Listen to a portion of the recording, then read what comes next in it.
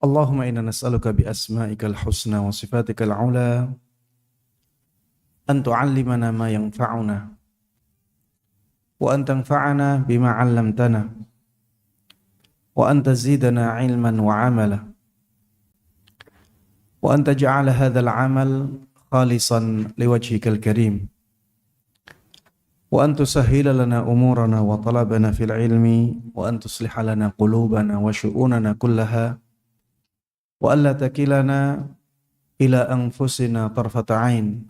Amin amin ya rabbal alamin. Innaka waliyyu dzalika wal qadiru alaih. Hadirin dan hadirat, ikhwati wa akhwati fillah, rahimana wa rahimakumullah. Alhamdulillah, kita panjatkan terus puja dan puji syukur kita kehadirat Allah Subhanahu wa taala atas nikmat-nikmat dan karunia-karunia-Nya yang terus Allah berikan kepada kita semuanya. Hingga pada kesempatan yang berbahagia ini kita bisa berkumpul di majelis yang mulia ini, majelis ilmu agama. Mudah-mudahan kehadiran kita di majelis ini benar-benar kita niati dengan ikhlas, hanya untuk mencari keridhaan Allah Subhanahu wa taala, hanya untuk mengharapkan pahala dan balasan dari Allah Subhanahu wa taala. Dan mudah-mudahan dengan keikhlasan tersebut Allah Subhanahu wa taala memberikan kepada kita semuanya ilmu yang bermanfaat dan berkah. Amin amin ya rabbal alamin. Salawat dan salam, keberkahan dan kenikmatan semoga selalu terlimpahkan dan tercurahkan kepada Nabi Agung Muhammad sallallahu alaihi wasallam. Begitu pula kepada seluruh keluarga beliau, seluruh sahabat beliau dan seluruh kaum muslimin yang mengikuti beliau dan para sahabatnya dengan baik hingga hari akhir nanti. Jamaah sekalian rahimana wa rahimakumullah, pembahasan kita masih tentang kaidah yang kelima, al-'adatu muhakkamah. Adat kebiasaan bisa dijadikan sebagai standar hukum. Di majelis yang terakhir kita telah bahas beberapa syarat penerapan kaidah ini. Syarat adat bisa dijadikan sebagai standar hukum atau sandaran hukum. Kita sudah menyebutkan atau membahas beberapa syarat. Di antaranya uruf atau adat itu berlaku umum. Maksudnya masyarakat sudah mengetahuinya dan melaksanakannya. Umum dalam sebuah masyarakat. Syarat yang kedua, adat tersebut tidak bertentangan dengan syariat.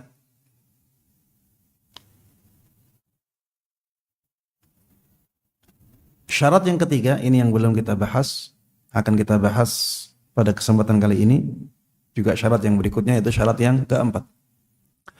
Syarat yang ketiga, para jamaah sekalian rahimana wa rahimakumullah, uruf itu sudah berlaku sejak lama.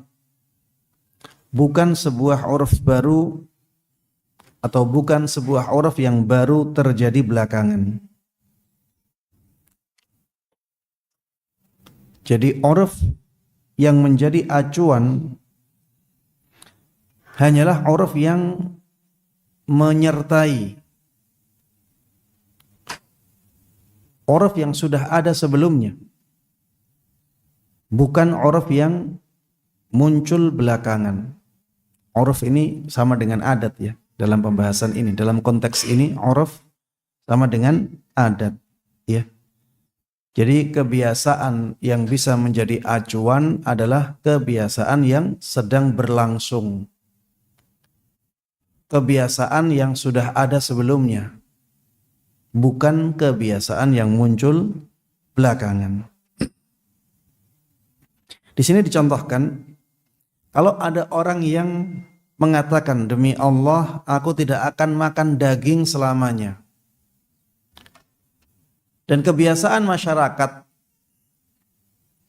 saat dia mengatakan kata-kata itu, Yang mereka fahami dengan daging adalah daging hewan darat. Daging hewan darat. Berarti kalau hewan air tidak dianggap sebagai daging. Kayak ikan, tidak dianggap sebagai daging. Kemudian 5 tahun kemudian, uruf masyarakat berganti. Mereka memasukkan daging ikan ke dalam istilah daging. Kemudian orang ini makan ikan. Apakah orang ini dianggap melanggar sumpahnya? Jawabannya tidak. Ya. Orang ini tidak dianggap melanggar sumpahnya. Kenapa? Karena kebiasaan berbeda ya. Kebiasaannya sudah berubah. Dan yang dianggap atau yang dijadikan sebagai sandaran adalah kebiasaan yang berlaku saat dia mengucapkan kata-kata itu. Adapun kalau kebiasaannya berubah, maka ya dia tidak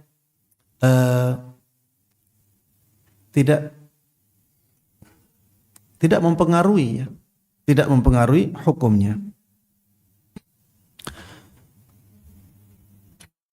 Karena memang dia mengucapkannya di saat adat kebiasaannya seperti itu. Masyarakat menganggap atau dia sendiri menganggap bahwa daging adalah daging hewan darat. Adapun daging hewan air tidak disebut sebagai daging. Kemudian adat kebiasaan itu berubah. Maka perubahan ini tidak mempengaruhi perkataannya tadi atau maksud dari perkataan itu. Iya, para jamaah sekalian rahimana wa rahimakumullah. Ini juga bisa berlaku pada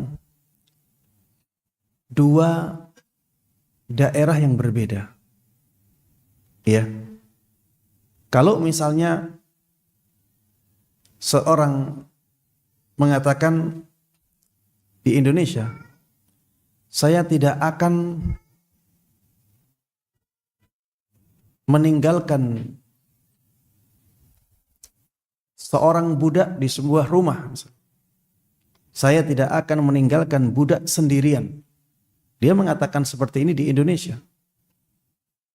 Kemudian setelah itu dia pindah ke Malaysia. Dan kata-kata budak itu berbeda ya antara di Indonesia dengan di Malaysia. Di Indonesia kata-kata budak itu untuk hamba sahaya. Kalau dia mengatakan demi Allah aku tidak akan meninggalkan budak sendirian di sebuah rumah. Kemudian setelah itu dia ke Malaysia. Meninggalkan temannya misalnya. Meninggalkan temannya di rumah, di sebuah rumah sendirian. Temannya bisa disebut sebagai budak di sana. Maka ya, ketika dia melakukan seperti itu, dia tidak dianggap melanggar sumpahnya. Karena ketika dia mengatakannya di tempat yang kata-kata budak itu maknanya adalah hamba sahaya. Dia sendiri pun memahami budak sebagai hamba sahaya saat dia mengatakan kata-kata itu. Kemudian setelah itu dia pindah ke Malaysia yang kata-kata budak maknanya sudah lain lagi. Maka yang dijadikan sebagai sandaran hukum adalah makna saat dia mengatakan kata-kata itu. Baik. Syarat yang berikutnya, syarat yang keempat. Adat kebiasaan tersebut tidak berbenturan dengan tasrih atau penegasan. Tasrih atau penegasan. Jadi adat kebiasaan bisa dijadikan sebagai sandaran hukum ketika tidak ada kata-kata yang jelas yang menyelisihinya. Kalau sudah ada kata-kata yang jelas yang menyelisihinya, maka adat kebiasaan bisa diabaikan. Contohnya ya di sini dicontohkan kalau ada orang bekerja di sebuah kantor dengan gaji bulanan 500.000. Tapi pemilik kantor tersebut mengatakan bahwa gaji ini kalau dia masuk setiap hari termasuk hari Ahadnya dan termasuk hari liburnya. Dan pekerja tersebut atau pegawai itu menyetujui syarat itu.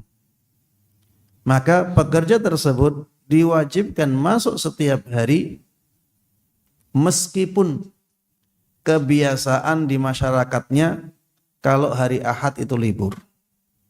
Meskipun kebiasaan di masyarakatnya hari-hari besar itu libur. Kenapa kebiasaan di sini diabaikan? Karena sudah ada penegasan. Sudah ada kata-kata yang jelas. Contoh lagi misalnya, kalau ada orang melakukan jual beli rumah, ya, dan dia melakukan jual beli rumah ini karena ada maklar. Dia tahu rumah tersebut karena ditawari oleh maklar. Tidak ada akad antara dia dengan maklar sama sekali. Karena maklar itu akhirnya dia tahu rumah itu. Karena dia tahu rumah itu akhirnya dia beli. Terjadilah jual beli antara pembeli dan penjual, antara pembeli dan pemilik rumah. Setelah jual beli selesai, maklar itu datang kepada pembeli. Saya minta fee. Karena kamu kemarin beli rumah ini dari saya, dari info yang saya sampaikan. Maka di sini harus dikembalikan kepada kebiasaan masyarakat. Harus dikembalikan kepada kebiasaan masyarakat. Kalau memang kebiasaan masyarakat pembeli harus memberikan upah dengan persenan tertentu kepada maklar, maka walaupun tidak ada akad sebelumnya, itu tetap harus dijalankan. Biasanya misalnya 1%, ya sudah. Berarti pembeli rumah punya kewajiban untuk memberikan 1% dari harga kepada maklar.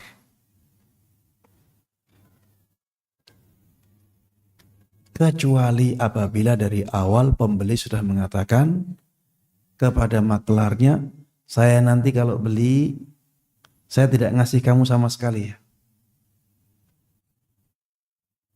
Kamu kalau mau, ya ambil dari penjual. Saya nggak mau ngasih sama sekali. Karena harganya menurut saya sudah mahal. Misalnya seperti itu. Sudah ada penegasan seperti ini dari awal. Dan maklar setuju. Ya sudah. Kalau terjadi jual beli, maklar itu datang minta fee, minta bagiannya, dia tidak berhak. Dia tidak berhak minta bagian. Kenapa? Karena kebiasaan di sini sudah bertentangan dengan kata-kata yang tegas. Ya, sudah ditegaskan dari awal bahwa tidak ada fee di sini.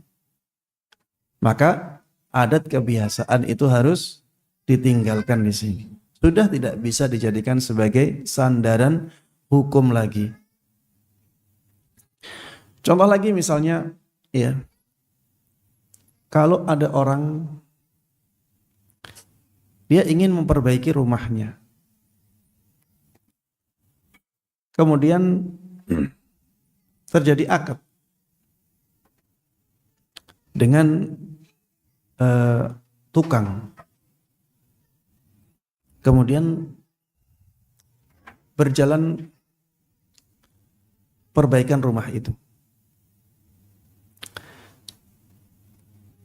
di tengah hari tukangnya istirahat 1 jam. Maka pemilik rumah tidak punya hak untuk protes. Kenapa tidak punya hak untuk protes? Karena sudah menjadi kebiasaan para tukang di tengah hari mereka istirahat 1 jam. Pemilik rumah tidak punya hak untuk mengatakan, kan kita nggak ada pembahasan tentang waktu istirahat. Harusnya kamu dari pagi sampai sore ya 8 jam harusnya tidak ada istirahatnya. Kamu di sini harusnya kerja terus dari awal waktu sampai akhir waktu. Tidak ada hak bagi pemilik rumah mengatakan kata-kata ini. Karena adat kebiasaan masyarakat itu harus dijadikan sebagai rujukan, harus dijalankan. Kecuali kalau dari awal pemilik rumah mengatakan, kalau kerja di tempat saya tidak mau melihat kamu istirahat. Sudah, silahkan kerja 7 jam, tapi harus dari awal sampai akhir. Ya, tidak ada 8 jam di tengahnya ada istirahatnya. Misalnya seperti itu. Sudah ada penegasan seperti ini kemudian disetujui, sudah berarti adat kebiasaan harus ditinggalkan. Kenapa? Karena kekuatan dari kata-kata yang jelas, kekuatan hukumnya lebih kuat daripada petunjuk adat kebiasaan. Ya, petunjuk kata-kata yang sudah tegas, yang sudah jelas, itu lebih kuat daripada petunjuk adat kebiasaan. Ya, inilah 4 syarat yang sering disebutkan oleh para ulama ketika mereka membahas kaidah al-adatu muhakkamah. Jadi adat kebiasaan masyarakat itu bisa dijadikan sebagai rujukan hukum. Ya, bisa dijadikan sebagai standar hukum. Ini harus memenuhi 4 syarat yang disebutkan tadi. Adat itu sudah berlaku umum, ya. Masyarakat memang menjalankan seperti itu. Kemudian adat tersebut tidak bertentangan dengan syariat, ya. Kemudian yang ketiga, adat tersebut berlaku saat terjadi pembicaraan. Kemudian yang keempat, adat tersebut tidak bertentangan dengan penegasan atau kata-kata yang jelas. Yang berikutnya, pembahasan yang sering disinggung oleh para ulama ketika membahas kaidah ini adalah pembahasan tentang cabang-cabang dari kaidah al-adatu muhakkamah. Termasuk di antara ciri kaidah umum yang besar adalah adanya banyak cabang untuk kaidah itu. Ini kita kemarin sudah sampaikan ya sebelum-sebelumnya bahwa di dalam ilmu kaidah fikih ada 5 kaidah besar. Ini yang disebut oleh para ulama sebagai al-qawaid al-kulliyah al-kubra. 5 kaidah umum yang paling besar. Yang pertama, kaidah al-umuru bimaqasidiha. Ada yang mengubah redaksi ini dengan hadis Nabi sallallahu alaihi wasallam, innamal a'malu binniyat. Semua amalan tergantung niatnya. Kalau kaidah yang tadi al-umuru bimaqasidiha artinya semua perkara tergantung tujuannya. Taib. Kaidah yang kedua yang paling besar adalah al-yaqin la yazulu bisyak. Keyakinan tidak boleh hilang karena keraguan. Kemudian yang ketiga, al-masyaqqatu tajlibut taysir. Sesuatu yang berat itu bisa mendatangkan kemudahan. Kemudian kaidah yang keempat, ad-dararu yuzal. Semua mudarat harus dihilangkan. Ada yang mengubahnya menjadi redaksi hadis la darara wala dirar. Tidak boleh ada kemudaratan sedikit pun. Kemudian yang kelima, al-adatu muhakkamah. Adat kebiasaan itu bisa dijadikan sebagai sandaran hukum. Ciri yang bisa kita lihat dari semua kaidah besar ini adalah adanya banyak cabang dari kaidah-kaidah itu. Jadi al-umuru bimaqasidiha, ada banyak kaidah yang menjadi percabangannya. Bisa lebih dari 10 kaidah yang merupakan percabangan dari kaidah al-umuru bimaqasidiha. Begitu pula dengan kaidah al-yaqin la yazulu bisyak, ada lebih dari 10 kaidah yang menjadi percabangan kaidah itu. Begitu pula al-masyaqqatu tajlibut taysir, ad-dararu yuzal, al-'adatu muhakkamah, ini juga banyak cabang dan banyak kaidah yang menjadi percabangannya. Di sini disebutkan beberapa kaidah. Yang pertama, isti'malun nas hujjatun yajibul amalu biha. Isti'mal an-nas hujjatun yajibul amalu biha. Di sini diterjemahkan, apa yang digunakan oleh kebanyakan orang bisa sebagai hujjah yang wajib dikerjakan. Sebenarnya lebih mudah diterjemahkan dengan terjemahan bebas ya. Isti'malun nas kita terjemahkan kebiasaan masyarakat. Kebiasaan masyarakat adalah hujjah yang wajib dijalankan. Kebiasaan masyarakat adalah hujjah yang wajib dilaksanakan, wajib dilakukan, wajib diterapkan. Kalau kita melihat penjelasan para ulama tentang kaidah ini, maka sebenarnya kaidah ini bukan percabangan dari kaidah al-'adatu muhakkamah. Tapi sebenarnya kaidah ini sama persis dengan kaidah al-'adatu muhakkamah. Hanya beda redaksi saja. Beda kalimatnya. Tapi maksudnya sama persis. Kalau maksudnya sama persis, maka tidak bisa disebut sebagai cabang. Ya. Karena sama. Jadi al-'adatu muhakkamah dengan isti'malun nas hujjatun yajibul amalu biha, ini sama persis maknanya. Al-'adatu muhakkamah maknanya adat kebiasaan masyarakat bisa dijadikan sebagai rujukan hukum. Maknanya harus dijalankan. Isti'malun nas hujjatun yajibul amalu biha, kebiasaan masyarakat adalah hujjah yang wajib dilaksanakan, wajib digunakan. Berarti sama persis. Kalau sama persis, maka tidak tepat kalau dianggap sebagai cabangnya. Karena ini sebenarnya sama dengan, sinonim. Baik. Kalau sama persis, ya berarti contoh-contohnya pun sama. Ya. Coba di sini kita lihat contoh penerapan kaidah. Jika ada seorang yang minta tolong pada orang lain untuk menjualkan tanah miliknya. Lalu setelah tanah itu terjual, yang dimintai tolong tersebut minta bagian upah atau persentase dari apa yang dia usahakan. Maka hal ini dikembalikan kepada uruf yang berlaku. Apabila uruf masyarakat setempat memang demikian, maka wajib memberikan. Ini contoh yang tadi saya sampaikan, ya. Tapi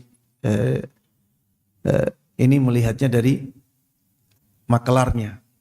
Jadi ada orang punya rumah, dia minta makelar untuk menjualkan. Dan maklarnya berhasil menjualkan rumah tersebut sebagaimana keinginan pemilik rumah. Maka ketika terjadi jual beli, kemudian maklar minta bagiannya, maka kita lihat uruf atau kebiasaan masyarakat di tempat itu. Kalau memang kebiasaan masyarakat di tempat itu yang memberikan upah dari maklar tersebut adalah pemilik rumah atau pemilik tanah yang dijual, maka pemilik tersebut diharuskan untuk memberikan upah itu. Besaran upahnya pun kalau tidak ada kesepakatan dikembalikan kepada adat. Berapa biasanya besaran upahnya? Kalau misalnya persenan 1%, ya persenan. Kalau misalnya nominal tertentu, ya nominal tertentu itu yang wajib diberikan. Inilah makna bahwa adat kebiasaan itu bisa dijadikan sebagai rujukan hukum atau standar hukum. Contoh yang berikutnya, jika ada orang yang minta seorang tukang batu untuk bekerja di rumahnya, maka waktu istirahat dan gajinya ditentukan oleh uruf yang berlaku, kecuali ada kesepakatan tersendiri antara keduanya. Ya, ini sama dengan yang tadi. Jadi di sini harus ada kesepakatan kalau ingin sesuai dengan kesepakatan. Kalau tidak ada kesepakatan, ya kembalinya kepada kebiasaan. Kalau tidak ada kesepakatan, kembalinya kepada kebiasaan. Contoh lain ya, ini pernah ramai. Warung di pinggir jalan tidak menampilkan harga. Kemudian terjadi jual beli makan. Ada orang makan, akhirnya dia pun makan di situ. Kebiasaan orang misalnya semangkok soto misalnya. Semangkok soto harga wajar 25.000, 30.000. Iya. Ternyata setelah makan dia melihat nota harganya 150.000 misalnya. 150.000 dengan 30.000 itu jaraknya jauh tidak? Jauh. Baik, apakah pembeli wajib membayar 150.000? Jawabannya tidak. Kenapa? Karena di sini tidak ada kesepakatan harga. Sehingga harga tersebut harus dikembalikan kepada adat kebiasaan masyarakat. Wajarnya berapa soto itu? Harga wajarnya berapa? Kecuali kalau dari awal sudah dipampang di situ. Soto 150.000. Apakah ada orang yang mau ke situ? Tidak akan. Ya dia mau ke situ karena dia menganggap harganya wajar. Maka ini yang dijadikan sebagai standar hukum. Kalau misalnya harga wajarnya 30.000, kasih 30.000. Dan kewajiban kita sudah selesai di situ. Walaupun misalnya ya, warungnya marah-marah. Saya maunya 150.000. Nanti saya tuntut di akhirat. Walaupun dia mengatakan seperti itu. Hukumnya adalah adat. Karena memang tidak ada kesepakatan di awal. Beda kalau sudah ada kesepakatan di awal, harganya 150.000 terlihat di menu ya. Buku menu. Dan atau dipampang di situ. Kalau sudah ada seperti itu, wajar, nggak ada masalah. Tapi resikonya siapa yang mau beli dengan harga segitu? Orang tersebut tidak memampang harganya. Kenapa? Karena kepingin ada orang yang datang. Dan orang yang datang itu tidaklah dia datang kecuali menganggap harganya wajar. Makanya kalau ada kejadian seperti itu, yang benar adalah orang yang mengembalikannya kepada adat kebiasaan masyarakat. Wallahu a'lam. Baik, kaidah yang berikutnya. Kaidah yang kedua. Ini kaidah percabangan. Ini yang benar ya. Yang kedua ini memang cabang dari kaidah al-'adatu muhakkamah. Biasanya para jamaah sekalian rahimana rahimakumullah, cabang sebuah kaidah itu biasanya perincian.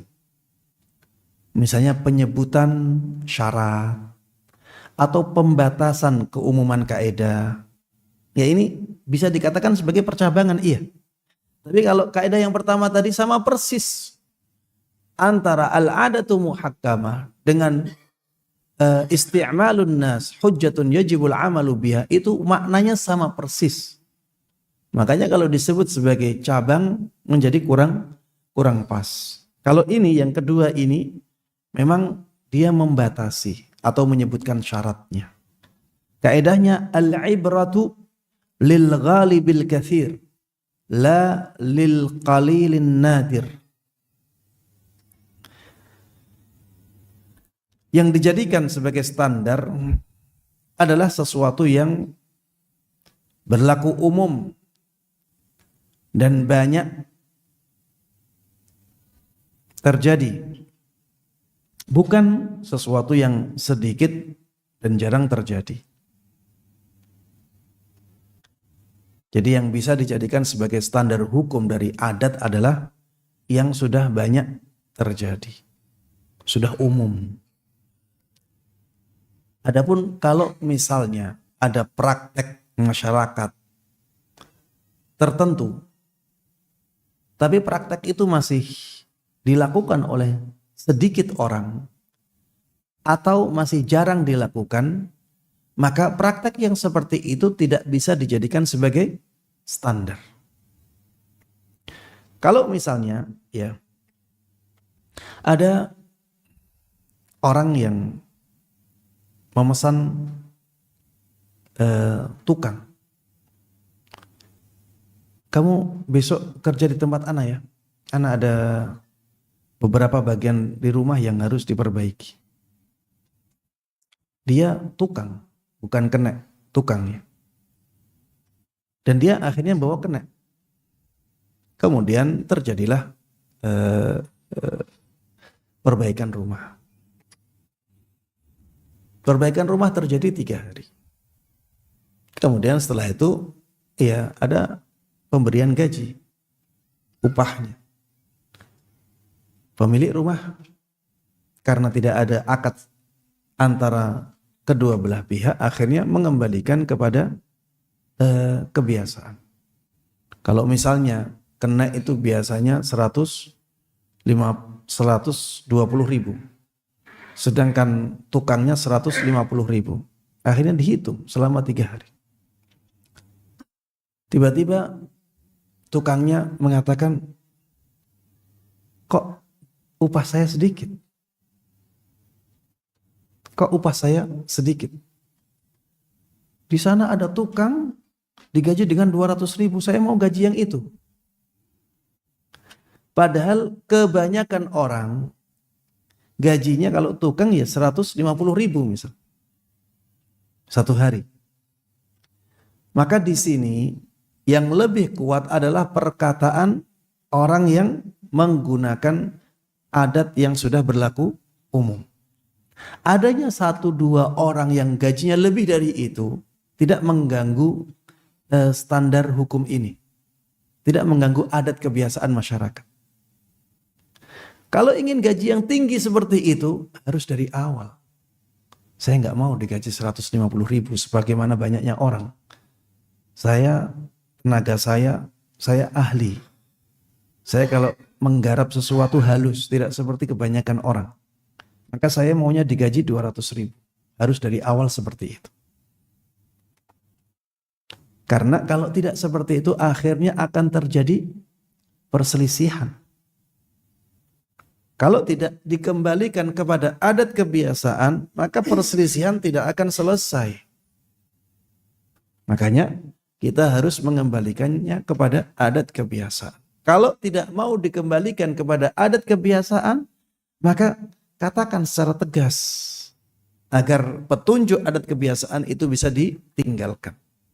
Yang dipakai adalah yang sesuai dengan penegasan atau kata-kata yang jelas. Taib.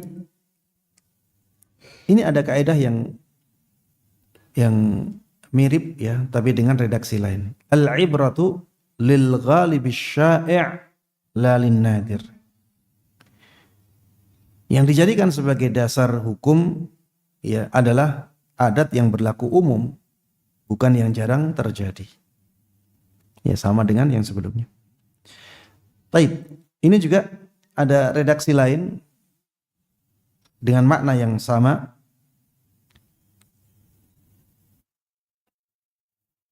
Bahkan ada makna tambahan di sini. Innama tu'tabarul 'adatu idza taradat aw ghalabat. Sebuah adat bisa dijadikan sebagai standar hukum apabila dia sudah berlaku menyeluruh.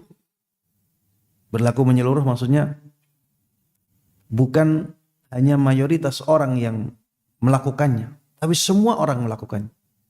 Itu berlaku menyeluruh. Atau kebanyakannya seperti itu. Ya, jadi adat kebiasaan itu bisa dijadikan sebagai rujukan minimal ketika sudah dilakukan oleh mayoritas masyarakat. Ya. Ketika belum dilakukan oleh mayoritas masyarakat berarti belum bisa dijadikan sebagai standar, sebagai rujukan. Kalau misalnya yang melakukan 50-50, 50 orang seperti ini, 50 orang melakukan yang lain, maka adat seperti ini tidak bisa dijadikan sebagai standar hukum karena belum menjadi kebiasaan masyarakat umum. Belum menjadi kebiasaan masyarakat umum. Kalau misalnya 70% masyarakat melakukan A, 30% masyarakat melakukan B, maka 70% ini bisa dijadikan sebagai standar.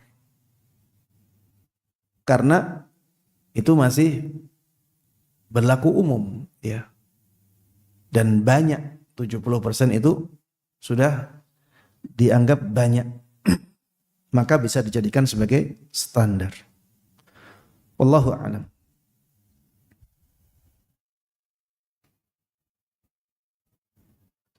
Baik. Di sini disebutkan makna ketiga kaidah ini hampir mirip, yaitu bahwa sebuah adat kebiasaan itu baru bisa dijadikan sebuah sandaran hukum atau dijadikan sebagai sandaran hukum apabila berlaku menyeluruh untuk semua kalangan 100% berarti, atau dilakukan oleh kebanyakan masyarakat. Kebanyakan masyarakat sudah melakukan seperti itu, sudah, walaupun tidak semuanya. Yang penting sudah kebanyakan masyarakat, sudah cukup. Adapun kalau adat kebiasaan itu dilakukan oleh sebagian kecil dari mereka atau bahkan jarang dilakukan, maka itu tidak berlaku sebagai sandaran hukum. Itu tidak bisa dijadikan sebagai sandaran hukum karena sebagian kecil masyarakat saja yang melakukannya atau bahkan jarang yang melakukan yang seperti itu. Kemudian di sini ada masalah yang disebutkan tadi sudah kita singgung juga. Bagaimana kalau sebuah adat kebiasaan itu dilakukan oleh separuh masyarakat? Setengah masyarakat melakukan A, setengahnya lagi melakukan B. Maka menurut keumuman kaidah di atas yang seperti ini tidak bisa dijadikan sebagai sandaran hukum. Wallahu a'lam. Tapi para jemaah sekalian rahimana wa rahimakumullah.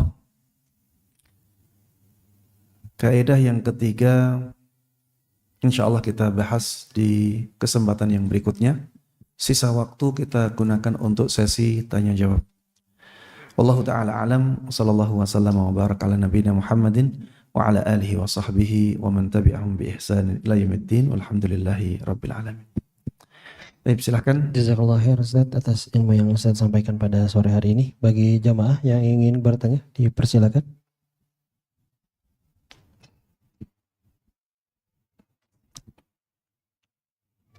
Assalamualaikum warahmatullahi wabarakatuh. Waalaikumsalam.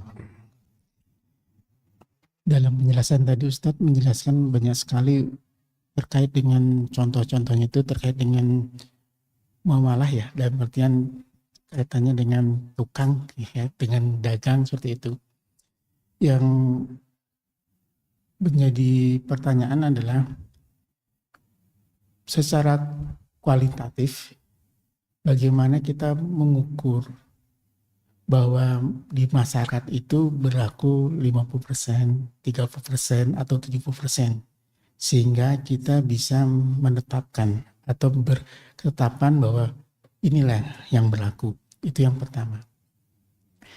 Yang kedua, jika kita ngambil contoh tadi terkait dengan jual beli yang terkait tadi misalkan dagang, contohnya, memang ada satu fenomena yang dulu pernah terjadi atau beberapa waktu yang lalu yang terjadi terkait dengan dagangan di tempat pariwisata. Biasanya memang di tempat pariwisata itu lebih mahal dibanding tempat biasanya. Cuman memang ada suatu tempat yang sangat mahal tiba-tiba. Lebih dari yang tadi Ustadz sampaikan, saya harganya 200.000 sampai 300.000 dan seterusnya. Nah, kembali kepada pertanyaannya adalah apakah yang dimaksud dengan kebiasaan itu sekupnya adalah sekup lokal atau sekupnya adalah sekup nasional? Anggapnya kalau kita pakai geografi gitu, apakah sekupnya internasional? Dan pengertian berlaku umum secara internasional. Karena di akhir Ustadz menyampaikan itu bahwa ada yang terkait dengan menyeluruh seperti itu. Itu yang pertanyaan kedua. Dan yang pertanyaan yang terakhir adalah apakah dalam hal yang Ustadz tadi jelaskan, apakah hanya berlaku pada hal-hal yang muamalah saja? Atau kalau misalkan dikatakan bisa nggak dia berlaku pada hal-hal yang mubah gitu? Boleh dijelaskan Ustaz? Makasih. Mubah. Ya, mubah. Dalam artian semua perbuatan yang mubah boleh dimasukkan di dalam Contohnya? Ya tadi contoh yang jual beli itu kan mubah ya. Dalam artian kalau memang dibolehkan, tidak melanggar syariat itu kan berarti mubah. Secara umum ya, secara umum. Seperti itu. Jadi apakah bisa dikatakan bahwa hal-hal perbuatan yang mubah bisa masuk dalam kategori ini? Terima kasih. Assalamualaikum warahmatullahi wabarakatuh. Waalaikumsalam warahmatullahi wabarakatuh. Iya, untuk yang pertanyaan yang pertama, kapan sebuah adat itu dianggap menjadi kebiasaan mayoritas, ya. Itu memang dengan pandangan masyarakat ya. Kita kembalinya ke pandangan masyarakat. Pandangan masyarakat bagaimana? Kalau masih kadang A kadang B, ya kita tanya ke masyarakat ini, ke sebagian orang di masyarakat itu, jawabannya A. Sebagian orang di masyarakat yang sama, jawabannya B. Itu berarti belum. Saya boleh kadang misalnya kita untuk tukang gitu ya.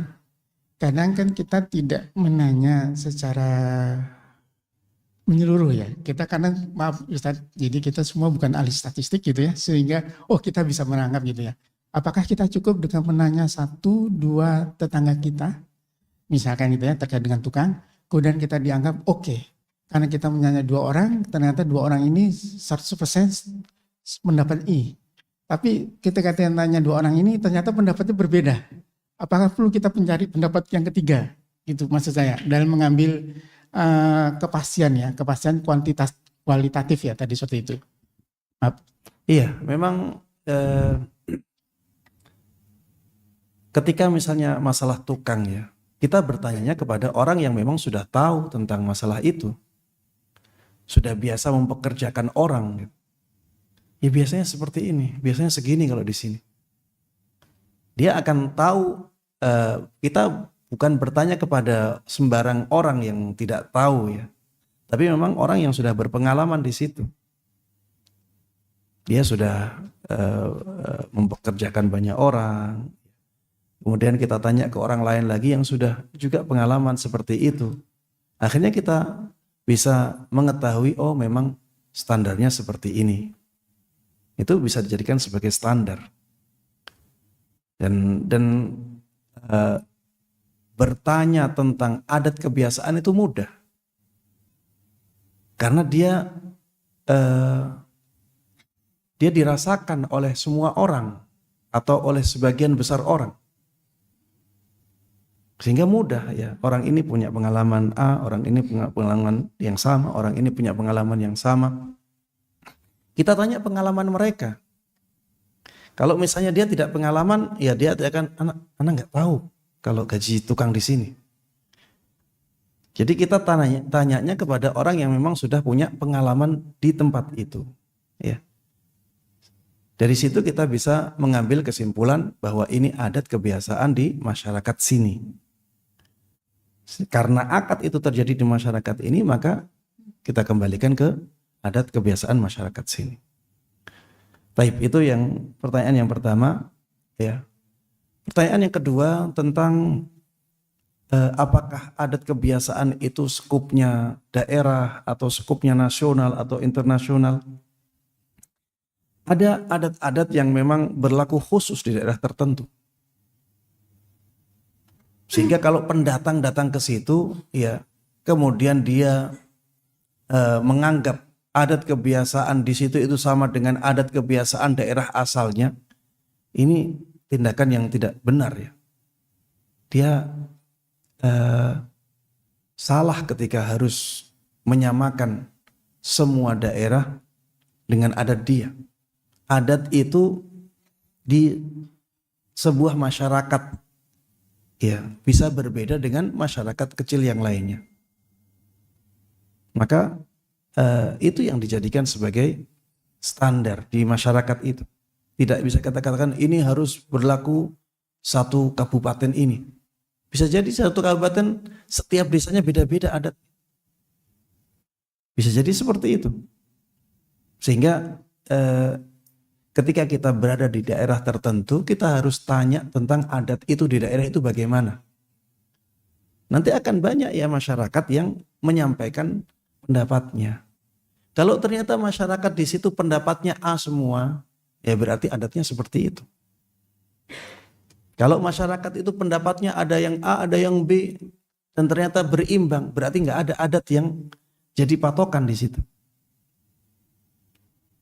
Jadi tidak bisa kita batasi dengan batasan yang pasti. Harus satu desa, harus satu kabupaten, harus satu negara, harus internasional. Tidak bisa kita batasi dengan batasan-batasan yang pasti seperti itu. Tapi ini adat ini memang batasannya tidak begitu jelas. Tapi bisa kita jadikan sebagai ya standar.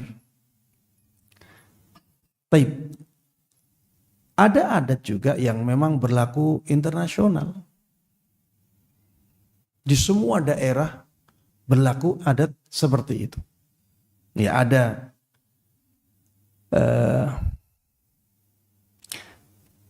seperti misalnya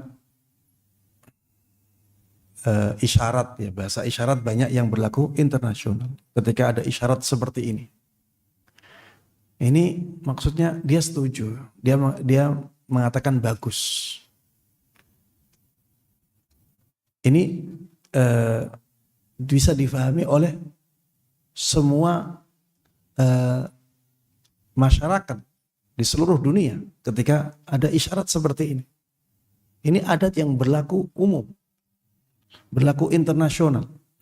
Ada adat juga yang berlaku khusus. Makanya kemarin sebelum hajian ya, kita sudah menyebutkan bahwa di sana ada adat atau kebiasaan yang umum, ada kebiasaan yang khusus.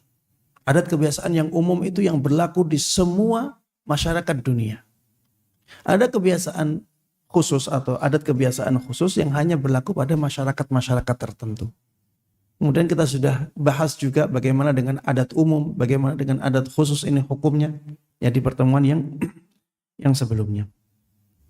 Kemudian pertanyaan yang terakhir, nggak lupa, tentang apa? Oh iya, tadi contohnya tentang akad-akad muamalah. Apakah adat ini hanya berkaitan dengan akad muamalah? Jawabannya tidak.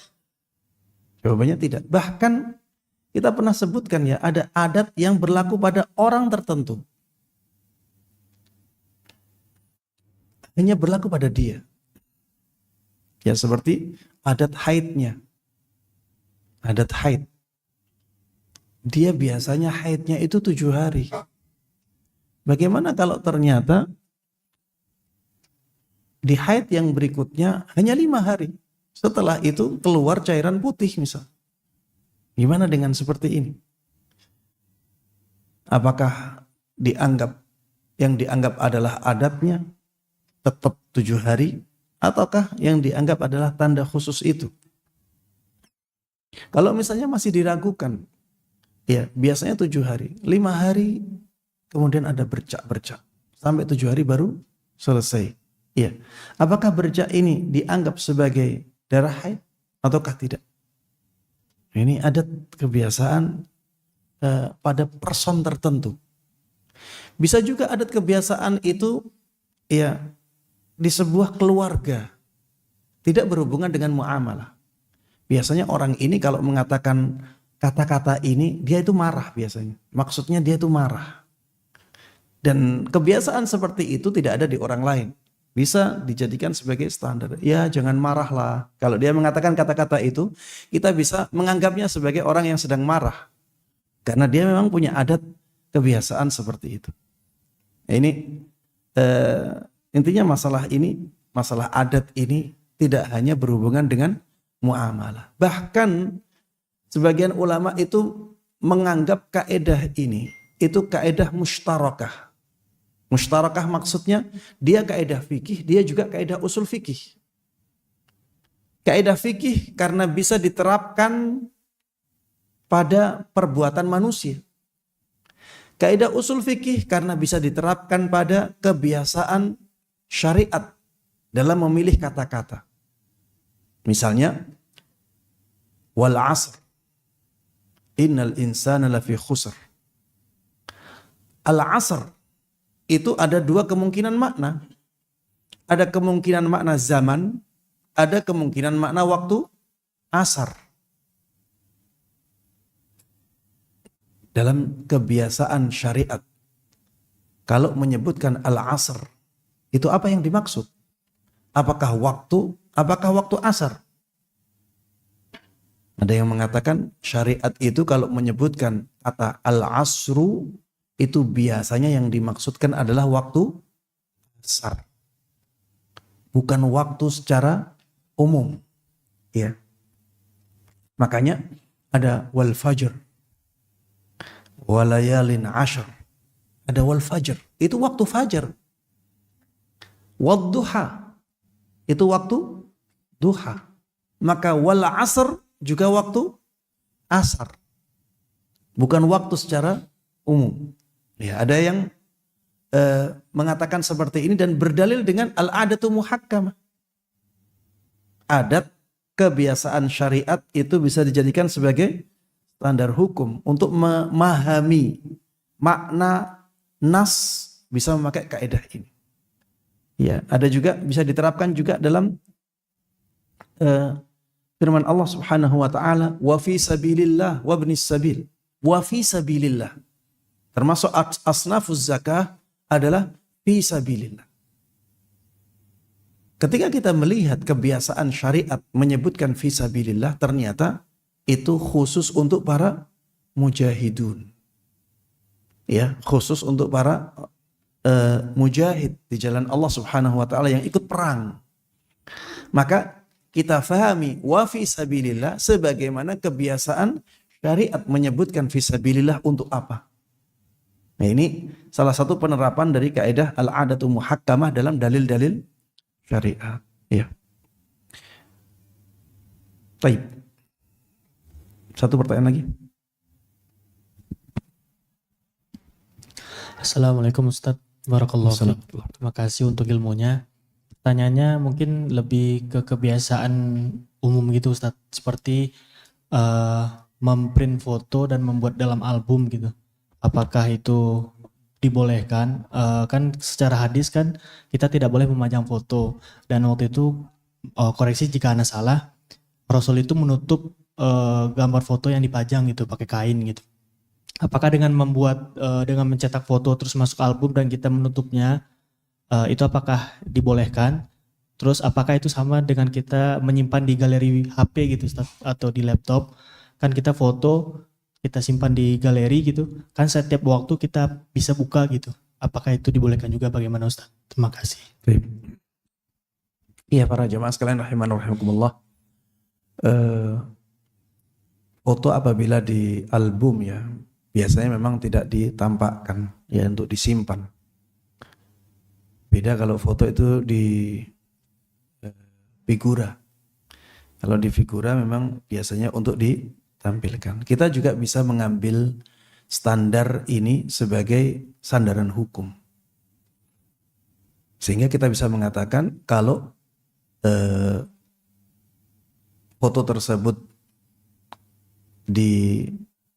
diletakkan di figura, maka tidak boleh.